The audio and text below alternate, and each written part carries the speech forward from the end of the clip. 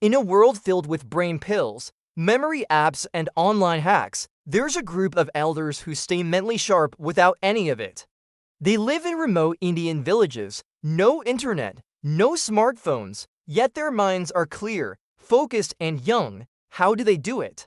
Let's take a journey into the heart of Sarvodaya communities, inspired by Gandhi, and discover the forgotten wisdom they still use every day. So what's the secret behind these seniors' sharp minds? What can we learn from their daily lives? And how can we apply this wisdom to our own lives today? The term Sarvodaya means the uplift of all. It's a philosophy born from Mahatma Gandhi's vision that true freedom starts in the village. Sarvodaya communities are spread across India, each one a living testament to Gandhi's ideals. These communities believe in a life rooted in simplicity and self-sufficiency, a life that values manual labor over machines, natural living over convenience, and community over consumption. From growing their own food to spinning their own clothes, these villagers live slowly, intentionally, and with deep awareness. Theirs is a lifestyle that might seem like a step back from our fast-paced modern lives, but it's within this simplicity that they find their strength and their peace. For instance, I once visited a village where the women were spinning khadi on their traditional hand-spinning wheels. They were not just creating cloth, they were also keeping their minds active. And it made me think about the elderly in our cities who spend their days alone, with nothing to do, with no one to engage with. But here these women were not only keeping themselves busy, they were engaged in a meaningful activity that was also good for their brains. Now let's talk about their concept of lifelong learning. In these communities, knowledge is not confined to classrooms or books, it's part of everyday life. Imagine sitting around with other elders in the evening, sharing stories, not just any stories, but stories filled with life lessons, cultural values, and historical tales. These aren't just stories to pass the time. They are a way to keep the mind sharp, to pass on traditions, and to learn. Think about when you were young and how much you learned from the stories your parents or grandparents told you. Well, in these villages, storytelling is not just a pastime, it's an educational tool. And it's something we've kind of lost in our modern world. With Netflix and video games, elders no longer gather to share stories. Instead, they might watch TV or scroll through social media. But this doesn't engage their minds the same way storytelling does. When you listen to a story, you use your imagination. You think about what the characters are doing, how they feel. All of this keeps your mind active and alert. So in these villages, you'll see that even the youngest are learning from the oldest, and in turn, the elders are keeping their minds active by sharing their knowledge. Next, let's talk about something they don't have, and that's the distraction of screens. Most of us spend a lot of time looking at screens, whether it's our phones, tablets, or TVs, but these screens are designed to distract us, to make us constantly seek out new things. Have you ever noticed that when you're watching a show on Netflix, they always have a bunch of suggestions popping up? That's because they want you to keep watching, to not have any downtime.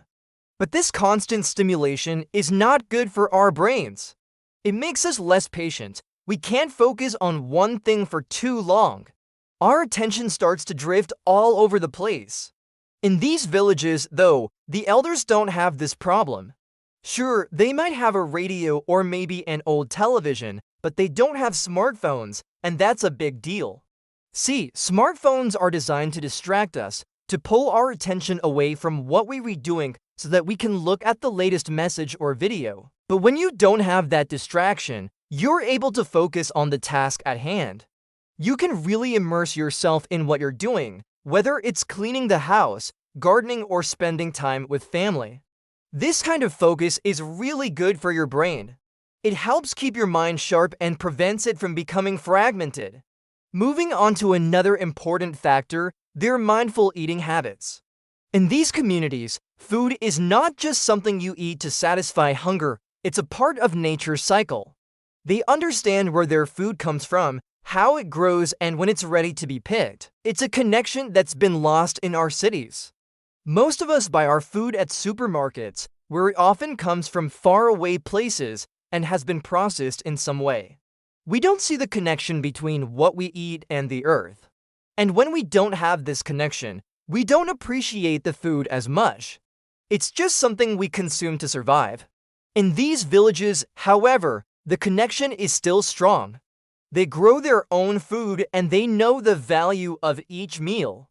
Plus, they don't just eat whatever is available, they choose to eat fresh, seasonal food. They do and store food for long periods because they believe in consuming what nature provides at that time.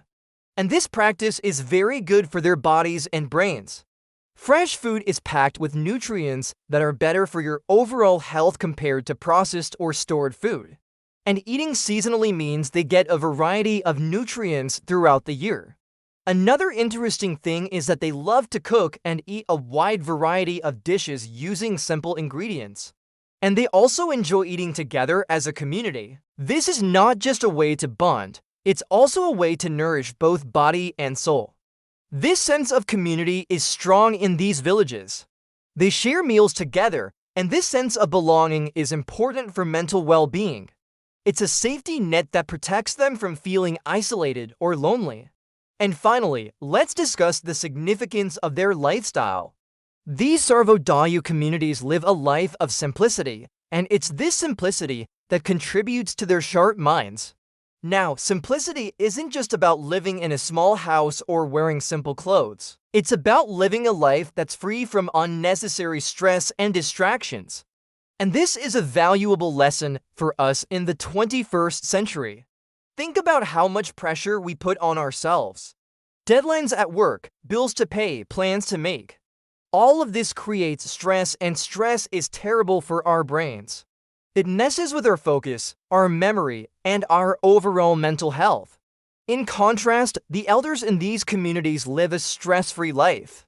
Sure, they might have their own problems, but they don't have the kind of stress we're talking about. And it's this stress-free life that helps keep their minds sharp. Furthermore, these communities value sustainability and harmony with nature.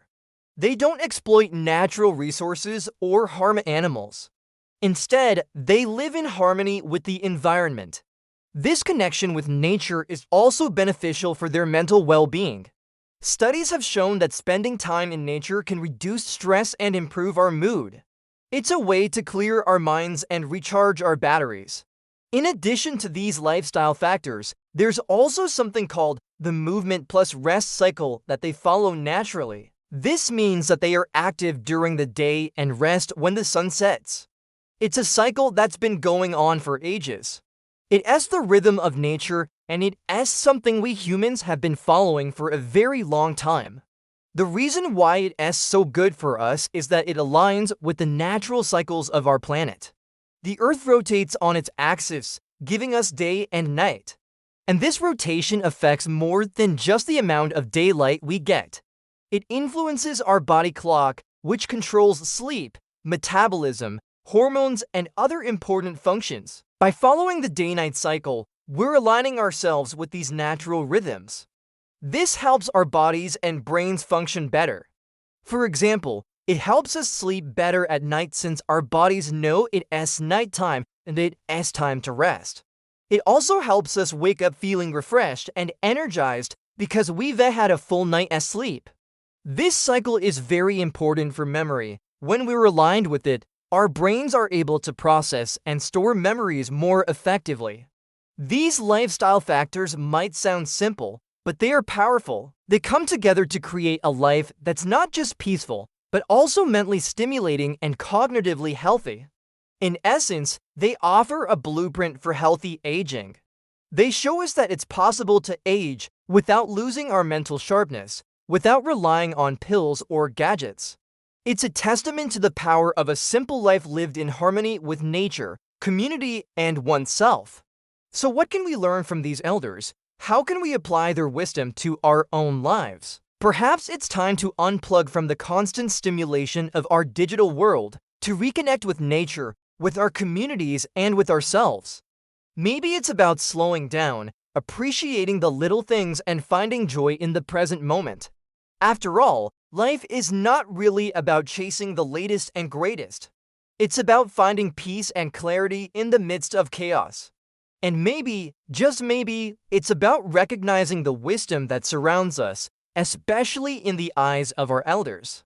If you found this video insightful, consider subscribing to the channel and sharing it with others. Your support means a lot in spreading this message. Thank you for joining me on this journey of discovery.